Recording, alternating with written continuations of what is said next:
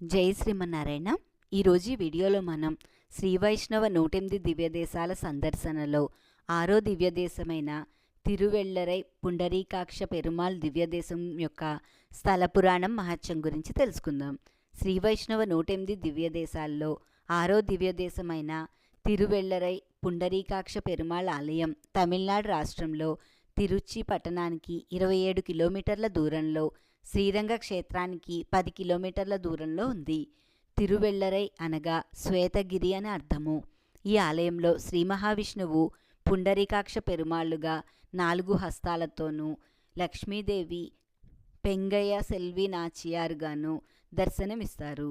స్వామివారి పక్కన సూర్యచంద్రుల విగ్రహాలు కూడా ఉంటాయి.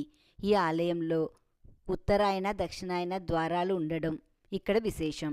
ఈ ఆలయంలో పుష్కల, పద్మ, చక్ర, కుశ, మణి, కర్ణిక, వరాహ, గంధ, క్షీర అను 7 పుష్కరులు ఉన్నాయి. ఇక్కడ పెరియాళ్వారు మరియు తిరుమంగయ్య ఆళ్వార్లు కూడా మంగళాశాసనాలు జరిపారని చరిత్ర ద్వారా తెలుస్తోంది. ఇప్పుడు ఈ ఆలయం యొక్క స్థల పురాణం మహత్యం గురించి తెలుసుకుందాం. త్రేతాయుగంలో సూర్యవంశంలో శిబి చక్రవర్తి అనే మహారాజు ఉండేవాడు. అతడు విష్ణు భక్తుడు. ఆ సమయంలో లంకాధిపతి అయిన రావణాసురుడి యొక్క అరాచకాలను చూసి రావణాసురుని సంహరించేందుకు గాను లంకకు బయలుదేరను.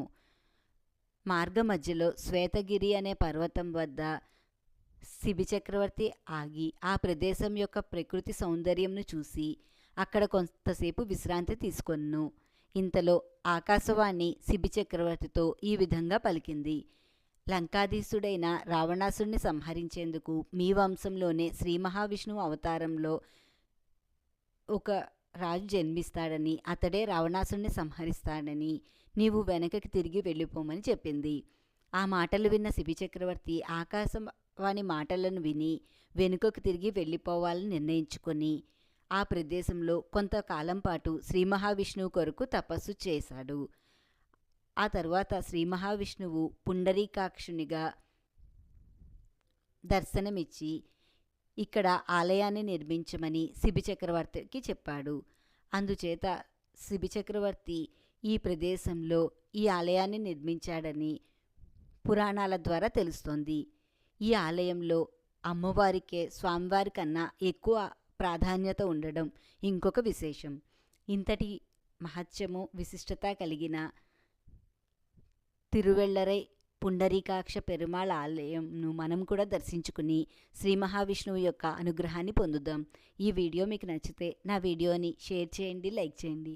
ఇలాంటి మరిన్ని ఆధ్యాత్మిక వీడియోలు, 108 దివ్యదేశాల యొక్క స్థల పురాణం మహత్యం, భాగవత పురాణ కథలు చూడాలంటే దయచేసి నా ఛానల్ని సబ్స్క్రైబ్ చేయండి. ఈశ్వరి గుడిమెట్ల. జై శ్రీమన్నారాయణ.